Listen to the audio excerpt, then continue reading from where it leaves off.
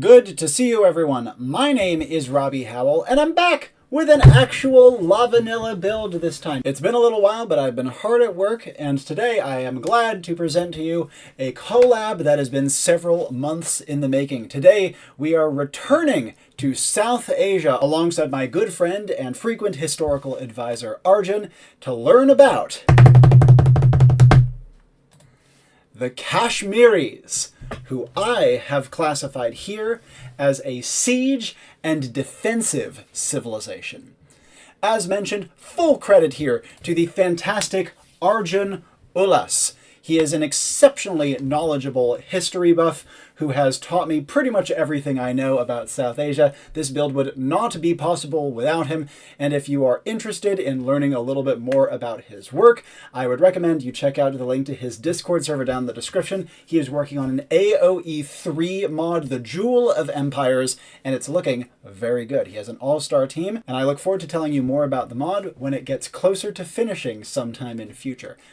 But before we dive into the build, if you're new to the channel, here is a summary of my approach to theory crafting, specifically here for the LAVAnilla series. I go for historical authenticity, yada yada yada, try to be true to history. I go for boundary pushing designs that are all technically implementable. Everything you can see in this design is technically moddable into the game right now via the Genie editor.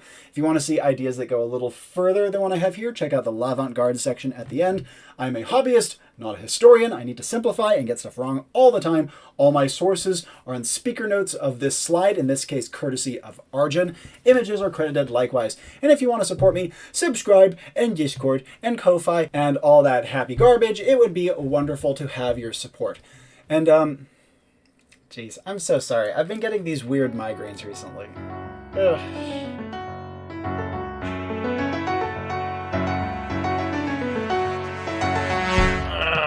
Why does this always happen when I'm recording? What's this? Probably not important. Anyways, let's move on to the build proper, beginning with a summary of the Kashmiris themselves. Who were they? The Dardic people of Kashmir. Now, this is centered around the Vale of Kashmir, this beautiful pocket in the Himalayas. The Kashmiris themselves were likely an early split from ancient Indo-Aryans. Their language is a very different and unique Dardic sub-branch, making their language mutually unintelligible with other similar languages, meaning they probably split away quite a long time ago. And as an early random claim to fame, the Kashmiris assisted in fighting Alexander the Great when he pushed through Persia towards what is now India. Kashmiri soldiers were among a coalition sent to halt his advance. And after he conquered Kashmir, he tasked his son Abhisaris and later his grandson to go on and rule it. So Kashmir has been on the map for quite some time, and for good reason. If you do not know what Kashmir is like, feast your eyes. Look at that. It's just a beautiful place. I heard someone describe it as like the Switzerland of Asia. Just gorgeous, picturesque mountain vistas and perfect blue rivers. Now, don't get me wrong, that's not the whole of Kashmir, but a lot of it is remarkably beautiful and picturesque. And here's a map of the famous Karkota Empire at its highly likely exaggerated greatest extents.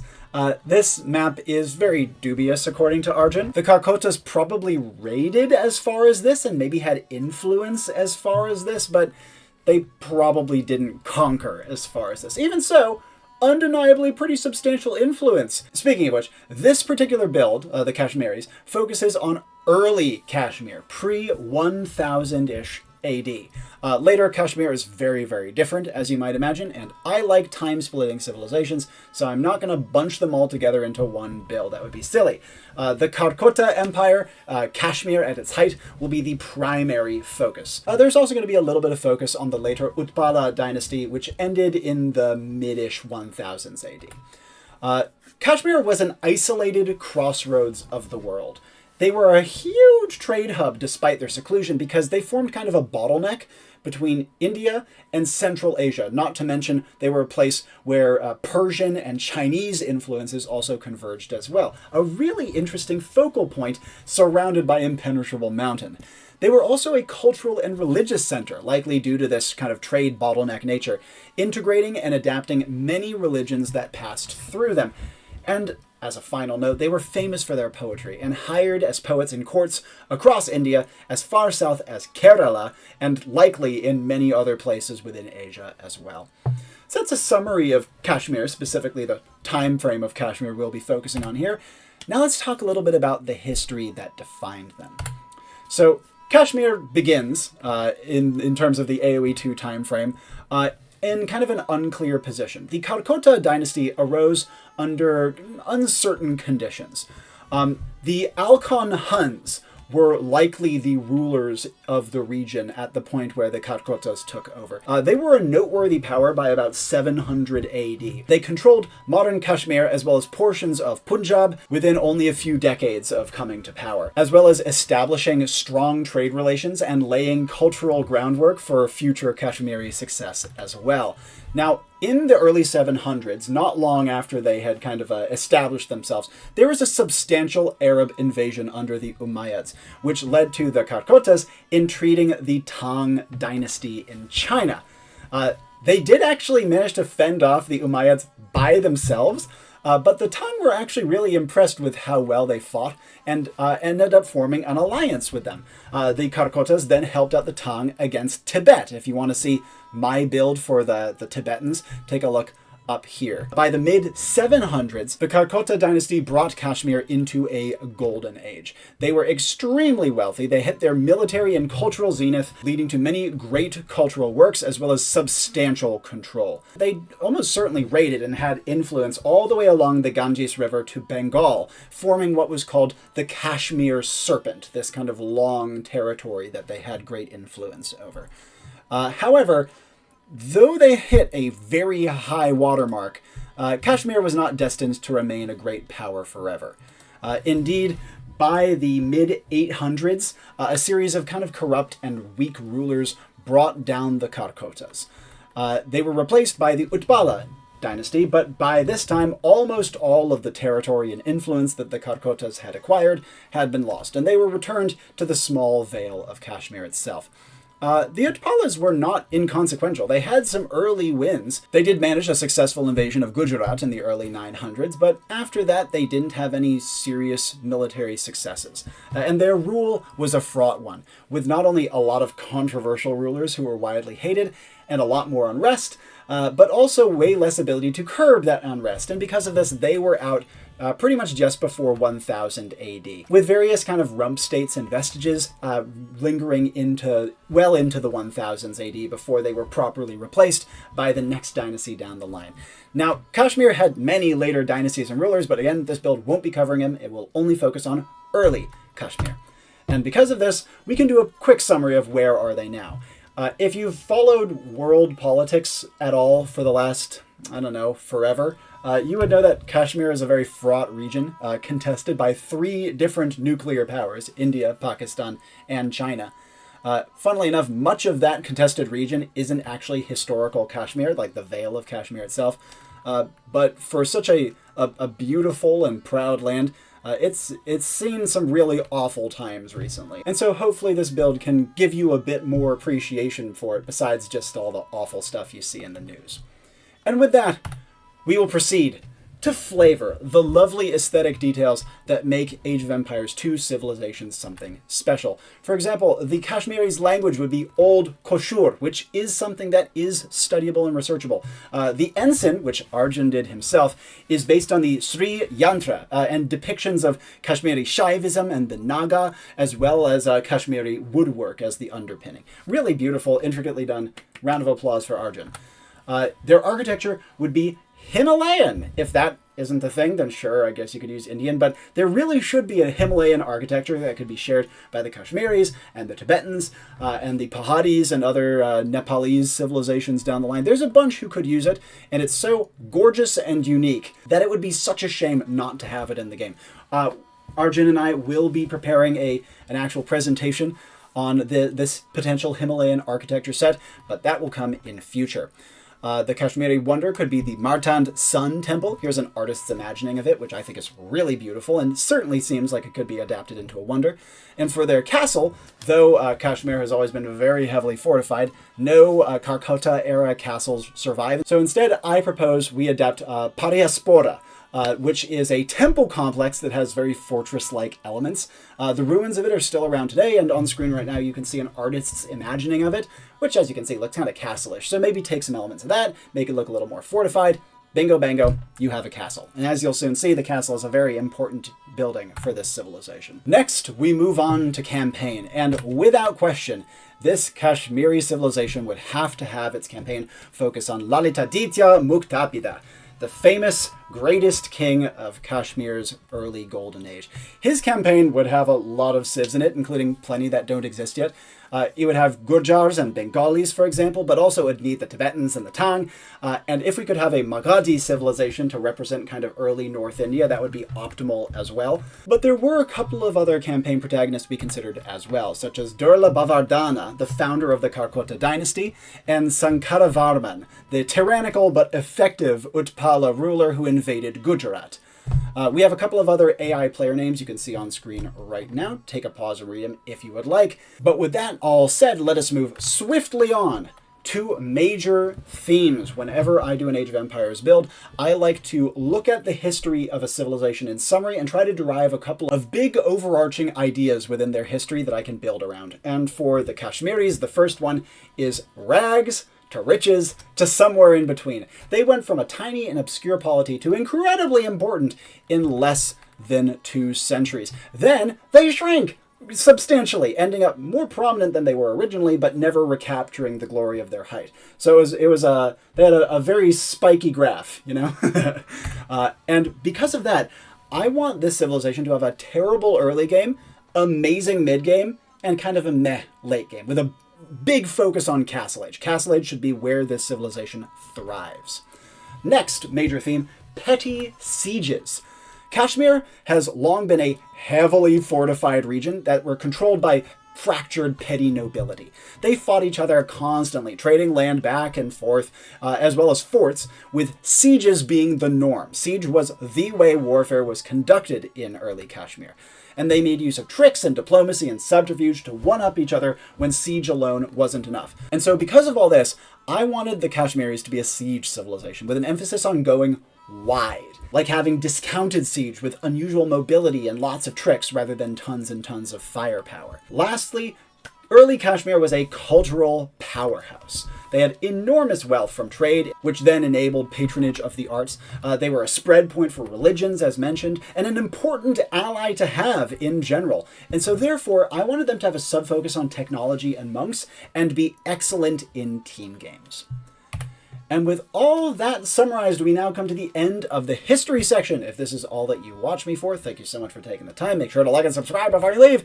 And for all those of you who, like me, love Age of Empires and want to see how Arjun and I have implemented this history into the game, next up is civ design.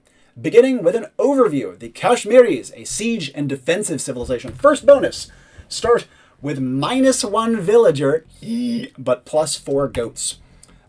Why? Kashmir was a depopulated and isolated area, especially early in the AoE2 timeframe, and they've always been famed goat herds. So because of this, you have a garbage start. Arguably one of the worst early games in the game, but you get some food to help a little bit compensate for it. 2, siege costs -30 to 40% wood, depending on the age. This is in reference again to the widespread nature of siege warfare in early Kashmir, as well as the famed Kashmiri woodworking, which has long been something the region has been well known for. So because of that, wood, lots of siege, perfect, discount. Next bonus, advancing to the Castle Ages, 40% cheaper. Wow. That is a powerful bonus and represents their rapid ascent to greater relevance. They were such an important early player in Crossroads Point, but then later fell off. So because of that, they get this massive spike in Castle Age coming out of their god-awful early game. Last core bonus, monastery technologies incrementally reveal enemy buildings. They were the spread point of many religions, as well as their court poets spread across the world. The way that this bonus would work, by the way, is something like if you research 3 monastery technologies, all enemy castles and monasteries map-wide are revealed. Once you have 6 total monastery technologies, it adds town centers and universities to that list. And after you research all 11 monastery technologies, which they do have all of them, you would also reveal all military production buildings. So Once you've fully cleared out your monastery, you have castles, monasteries, town centers, universities, and all military production buildings revealed in your opponent's map. You pretty much have their whole base, which is very strong, but requires you to go through the very bad monastery tech tree and invest a lot of resources. Lastly, their team bonus. Castle Age buildings work 10% faster. This means buildings you can only get access to in Castle Age. Not including town centers. You start the game with one, it doesn't count. We're talking universities, monasteries, castles, siege workshops. Wouldn't you know it? The 4 buildings they most care about. And this team bonus is referring to them being, again, a hub of learning and a spread of technological and cultural advancements, while still sneakily playing into the siege theme and the monk sub-theme and even the defensive theme as well, because castles and universities get access to this bonus. Before we move on from here, the Kashmiris do also have access to several regional units. They have one more on top of these that I will be going over shortly, but in summary, Caravanserai, Camel, Steppe Lancer, all of which work pretty much exactly the way you know them to. Moving on to the Kashmiri unique units. First of all, they get their castle unique unit, the Damara. This is a heavy cavalryman trained at the castle for 75 food and 150 gold. That is a really expensive unit. It better be insane. Oh, just you wait. The Damara has overall pretty meh stats. It has a big attack bonus versus siege, which is nice, and it has a very long training time as well. However, it has a special ability. It can train siege workshop units, exactly like the building itself, though it does so 3 times as slowly.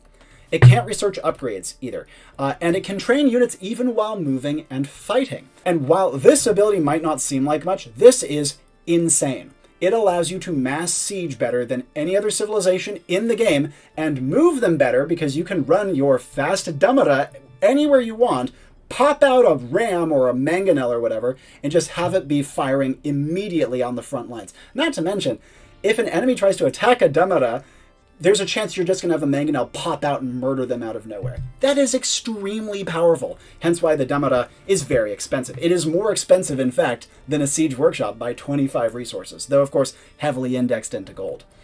For a knight comparison, the Damara of course trains siege units. It has way more line of sight and is a bit more tanky on the pierce side due to its higher HP, but it's way more expensive, has worse rate of fire, slower, lower melee armor, takes longer to train. I forgot to mention it does have a bonus against siege units, but overall, against a knight, these things are screwed. Like, using them as heavy cavalry is a nice bonus, but is not usually going to be the main reason you are making them. And who were the Damara? They were the landed warlords of Kashmir, the ones who were constantly fighting each other, and getting enough of them on side was really important for ruling dynasties to do if they were going to get anything done. The Damara controlled regional forts, regularly losing control to other Damara via frequent sieges, hence why they can both train siege weapons and have a bonus against siege units, so they can defend their castle. The Damara also upgrades to Elite in Imperial Age for 300 wood, unusual for heavy cavalry, and 750 gold. Overall, really cheap Elite upgrade.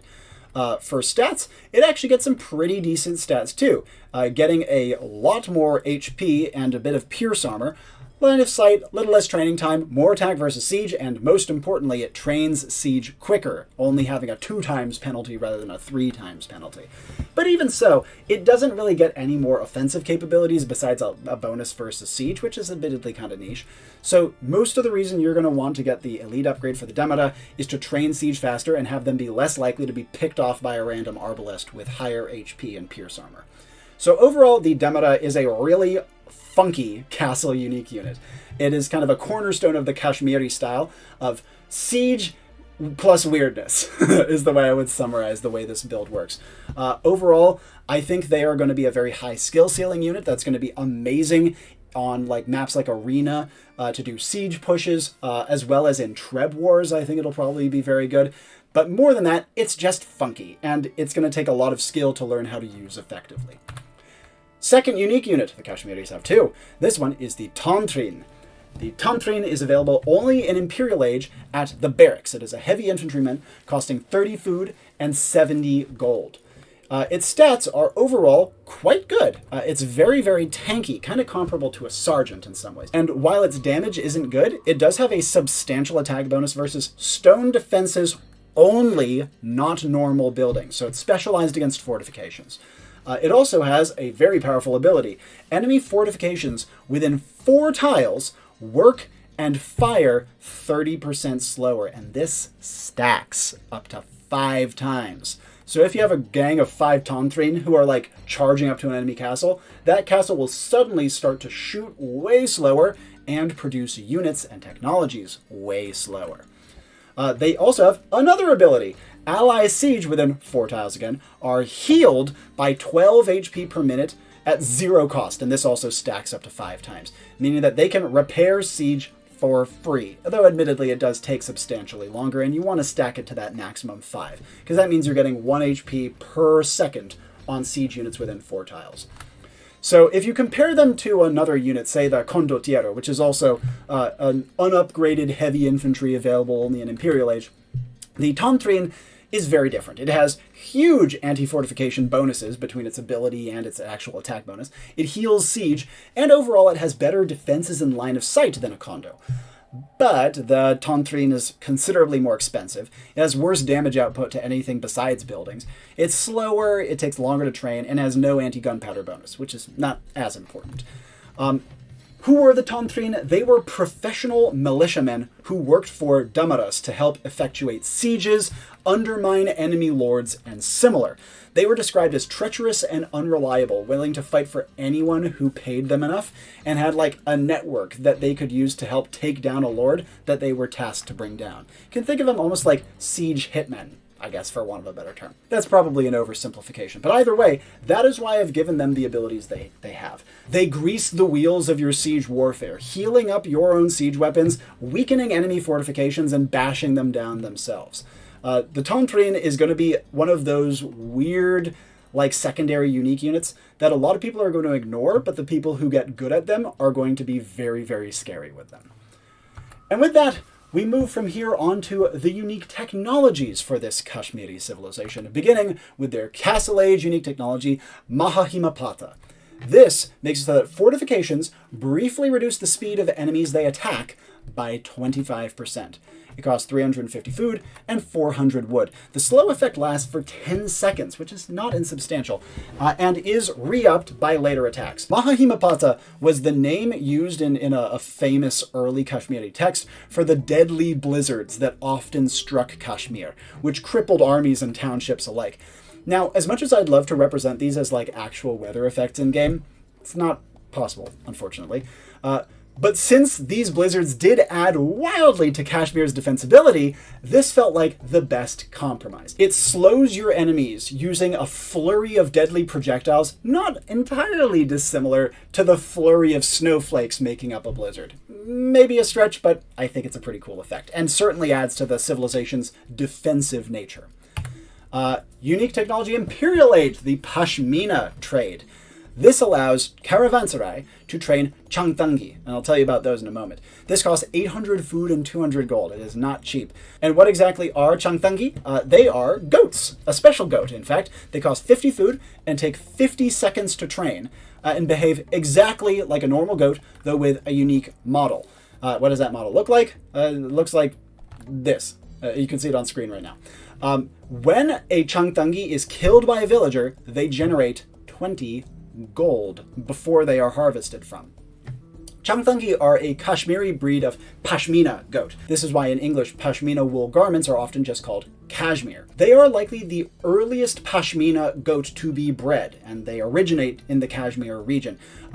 Gold is yielded on kill rather than by harvest, since the finest Pashmina was clipped from the goat's beard while it was young, with the animal then being used for meat or labor. So you got the gold up front, you could get the valuable stuff up front, and then you could eat the thing, right? This is obviously a very scary technology. It gives the Kashmiris functionally infinite gold, though with a rather delicate economy structure. If you allow the Kashmiris to get to post-imperial age and set up their Pashmina trade, it will be extremely hard to crack them with how good their defenses are and the amount of siege they'll be able to churn out with all of that extra gold. That said, like we'll get into later, their late game has some serious flaws as well. But before we get to that point, I want to tell you about their last regional unit, the only one that I'm going to be introducing new in this build. I've actually brought this unit up on past builds as well, so all the stuff I'm going to be detailing here, retroactively apply it to those. Specifically in my Manchurian Legacy build, go take a look at that up here, I gave this unit to the Khitans. And what exactly is it? The Tower Elephant. This would be a castle age heavy elephant unit trained at the castle for 200 food and 125 gold, more expensive than a current war elephant. Its stats would be stupendous. Enormous defensive stats, better than an existing war elephant, and a very long train time. It would have a lower rate of fire than a current war elephant, overall a bit lower DPS, but it'd still have a great blast radius, and it would still have a big attack bonus versus buildings.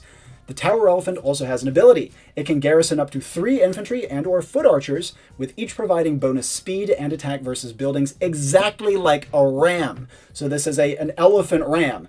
And given that it's an elephant, it's good against units, unlike a certain stupid armored elephant that shall remain nameless, which should be good against units and it isn't.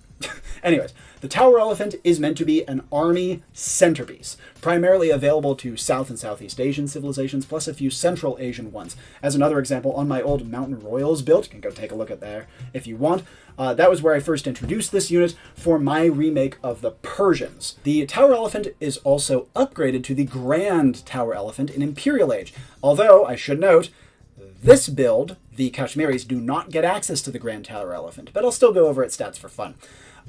That upgrade costs 2,000 food and 1,000 gold. Blech! The most expensive unit upgrade in the game, bar none.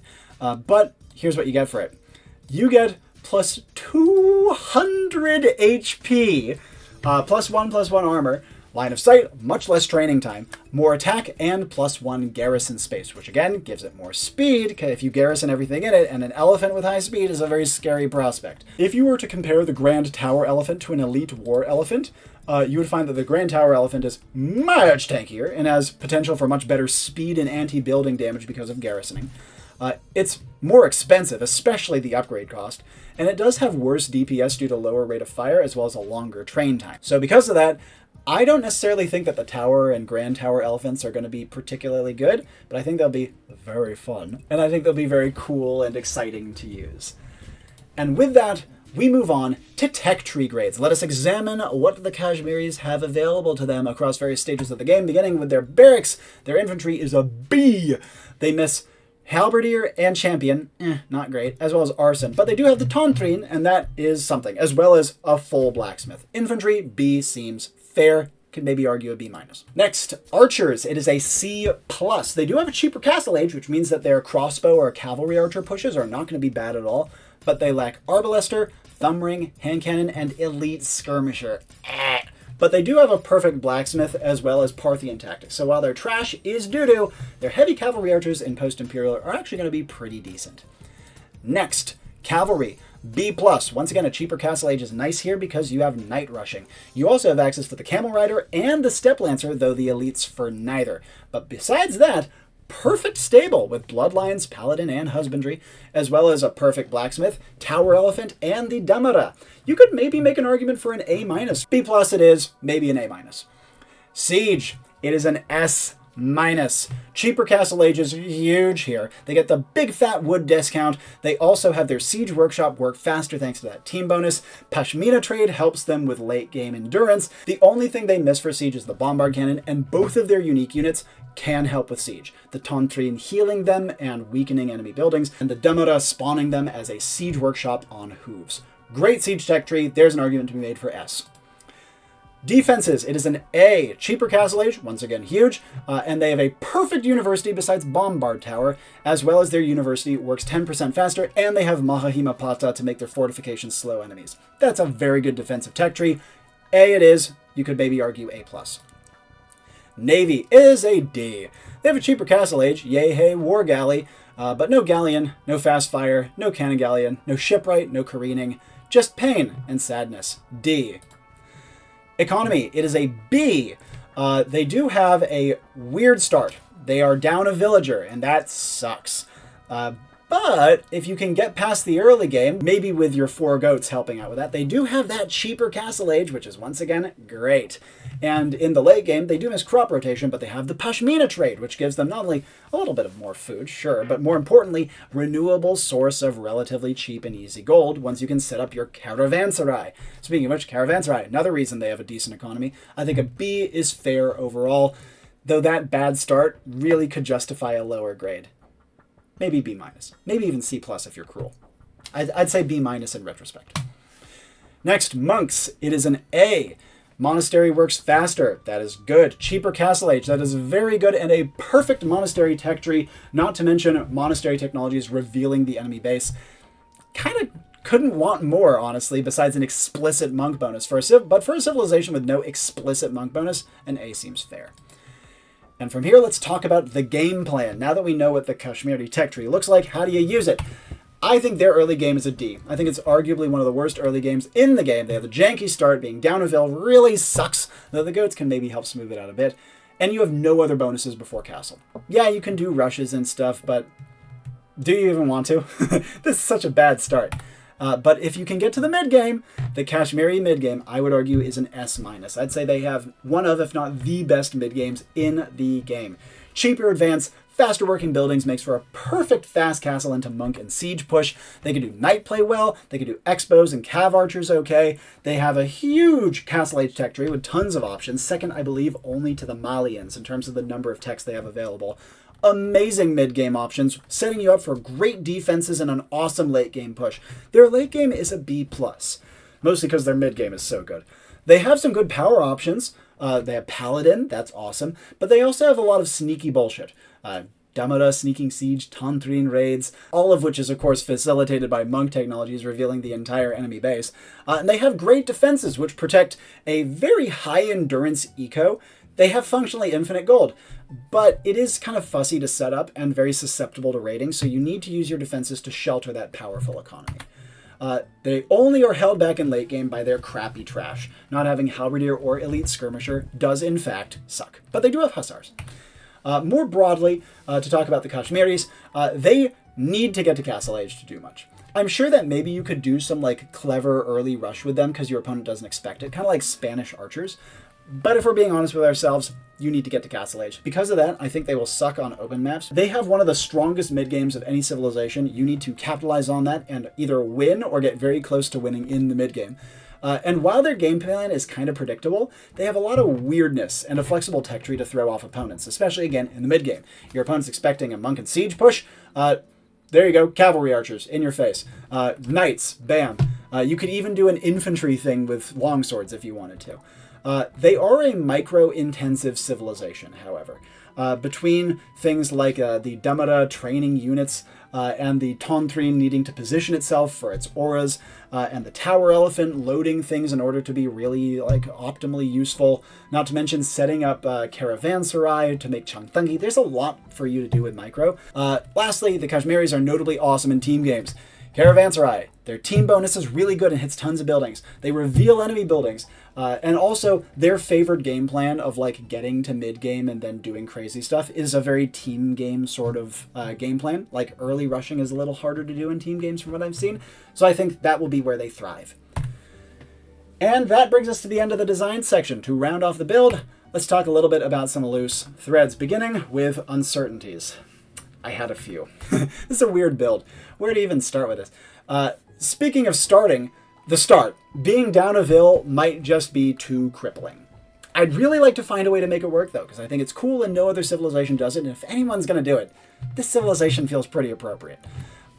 Another one, the Damara and the Tantrin are both cool and fun and unique, but I feel like they could be better. I'm not entirely happy with how I implemented their history. There's a lot of options I considered, but I really wanted to capture the constant state of siege among petty nobility and how they wielded Tantrins against each other, which I think this build does reasonably well, but there's probably a better way to catch it. Maybe you guys can help me in the comments. Another one, Changtangi. They are needed for the build, but could maybe be handled better. I have set them up such that 5 villagers can be perpetually harvesting from 1 caravanserai. That is how the numbers work out right now. So I think it won't be too hard to balance your eco around them. They're just kind of weird. Next, Their general Castle Age or nothing game plan is probably too swingy and warping. I will fully acknowledge that. But it is cool and appropriate. I think it's really cool. And if there was a way to make it a little less intense, then maybe that would be the play.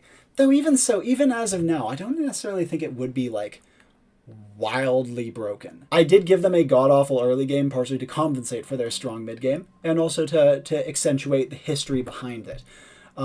Lastly, they are a time-split civilization. I'm sure many of you guys would prefer that I cover the entire history of Kashmir with this build, but you know me. That's not how I do it. I hate builds that shove too much history into one package. And later Kashmir is really wildly different from this earlier era. It just wouldn't make sense to me. Some alternative ideas that I considered. I really want to keep the start. If the start is too suck, maybe more goats. I don't know. Maybe you start with extra gold, extra wood. I'm not sure. I want to keep the start. Okay, guys? Even if it means giving them some more stuff to compensate.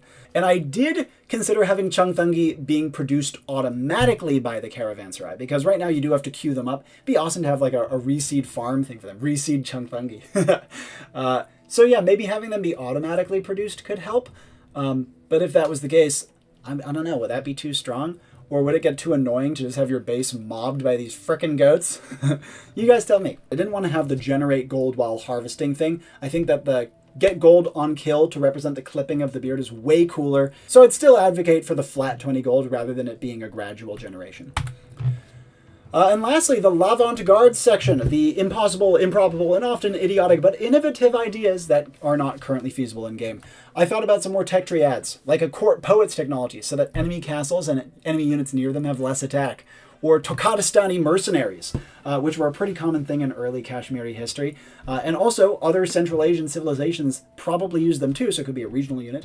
Maybe an expensive Dark Age unit with a timed life, not currently doable, but cool. The stupa, or other dharmic regional buildings to add some more flavor. I did have a design for this on my old Telugus build. Go take a look at that up here, but I don't think that quite cuts it anymore, so I'd want to redo that. But there's options for cool South Asian buildings that could have been shared as regionals here. For some tabled mechanics, I did strongly consider that each Damara can only train a single siege weapon rather than just being a building, but they do so way cheaper and faster, so you can just like fart out a mangonel if you need it. Another idea, taunt trains cannot be shot at by buildings, but can also be trained by enemies. So it's like an unlocked unit for the entire game. Like everyone gets access to them, but they're immune to building fire. I think that would be really fun. And again, represent like other people using them against you. Then extra focus on or a buff to heavily armored units or late game armor techs. Heavy armor was very common in early Kashmir. A little bit more of a cavalry bonus, since horses and horse trading was really common, and Kashmiri horses were considered very fine and well-groomed and well-bred. Their cavalry is already quite good, though, so I think this is reasonably well captured. And lastly, an explicit bonus to diplomacy. For example, if another player makes you an enemy, it is publicized but won't kick in for 1 minute. I think that would be so cool, but it's completely unfeasible, unfortunately. But with all that said, we now come to the end of this Kashmiri design. Thank you guys so much for watching, and huge thanks once again to my good friend Arjun for making this design happen. Before we end off, Likeliometer time. In my opinion, how likely is it that the Kashmiris, maybe looking something like this build, could be added to Age of Empires 2 sometime in the not terribly distant future? And on the Likeliometer for today, we have a 3 out of 10. I don't think it's very likely. Yeah, there's a possibility that Kashmir could be added, but it seems as though the game is very hesitant to tackle what they think could be controversial civilizations. And while I don't think Kashmir's history is particularly controversial, it might be, the region is certainly contested, so maybe they won't even get near it just on the off chance that someone gets pissed off. But that's just what I think. Now I'd like to hear what you guys think. How'd you like the build? What would you do differently to capture the feel and the uniqueness of early Kashmir? And what do you want to see me tackle next for conventional builds on this channel? I have plenty more planned, and even if it takes me a little while to get to them, you certainly will see more. And in the meantime, hopefully the new Total Overhaul series will tide you over. But until I see you next with another LAVAnilla build, my name is Robbie Howell. One more big thank you to Arjun for helping out so much with this design. And ciao for now.